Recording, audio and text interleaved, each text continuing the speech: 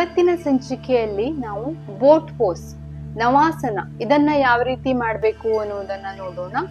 ಇದನ್ನು ಮಾಡೋದ್ರಿಂದ ಸಿಗುವ ಪ್ರಯೋಜನಗಳೇನು ಮತ್ತೆ ಇದನ್ನು ಯಾರು ಮಾಡಬಾರದು ಅನ್ನೋದನ್ನ ಕೂಡ ತಿಳಿದುಕೊಳ್ಳೋಣ. ಮೊದಲು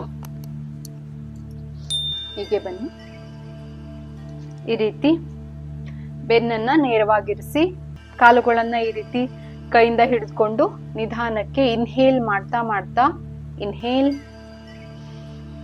ಹೀಗೆ ಎಷ್ಟಾಗುತ್ತೋ ಅಷ್ಟು ಕಾಲನ್ನ ನೇರಗೊಳಿಸಿ ಹೀಗೆ ನಿಧಾನಕ್ಕೆ ಕೈಯನ್ನ ಬಿಟ್ಟು ಬ್ಯಾಲೆನ್ಸ್ ಮಾಡಿ. ಹೀಗೆ ಕಾಲುಗಳ ಹೆಬ್ಬೆರಳನ್ನ ನೋಡ್ಬೇಕು, ಇದರಿಂದ ಕಾನ್ಸಂಟ್ರೇಷನ್ ಕೂಡ ಜಾಸ್ತಿ ಆಗುತ್ತೆ.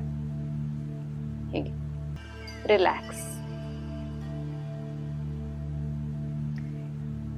ಈ ರೀತಿ ಕೈಯನ್ನ ಬಿಡ್ಲಿಕ್ಕೆ ಸಾಧ್ಯ ಇಲ್ಲ ಅಂದ್ರೆ ಕೈಯನ್ನ ಈ ರೀತಿ ಹಿಡಿದುಕೊಂಡು ಕೂಡ ಮಾಡಬಹುದು.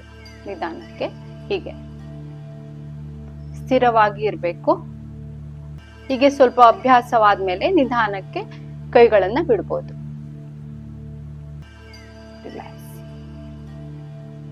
ಈ ನವಾಸನವನ್ನ ದಿನನಿತ್ಯವೂ ಪ್ರಾಕ್ಟೀಸ್ ಮಾಡೋದ್ರಿಂದ ಹೊಟ್ಟೆಯ ಬೊಜ್ಜನ್ನ ಕರಗಿಸ್ಕೊಳ್ಬಹುದು. ಮೇಲ್ ಹೊಟ್ಟೆ ಮತ್ತೆ ಕೆಳ ಹೊಟ್ಟೆಗೆ ಎರಡಕ್ಕೂ ಸ್ಟ್ರೆಚ್ ಸಿಗುತ್ತೆ ಇದನ್ನ ಮಾಡ್ಬೇಕಾದ್ರೆ.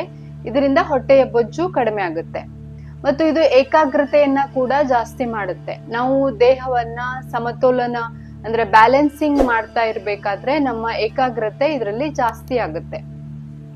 ಇದನ್ನು ಗರ್ಭಿಣಿ ಸ್ತ್ರೀಯರು ಮಾಡಬಾರ್ದು, ಯಾಕಂದ್ರೆ ಹೊಟ್ಟೆಗೆ ಸ್ಟ್ರೆಚ್ ಸಿಗೋದ್ರಿಂದ ಗರ್ಭಿಣಿ ಸ್ತ್ರೀಯರು ಇದನ್ನ ಮಾಡಬಾರ್ದು. ಇದೇ ರೀತಿಯ ಅಭ್ಯಾಸಗಳನ್ನ ದಿನನಿತ್ಯವೂ ಮಾಡಿ ನಿಮ್ಮ ಆರೋಗ್ಯವನ್ನ ಚೆನ್ನಾಗಿ ಇಟ್ಕೊಳ್ಳಿ.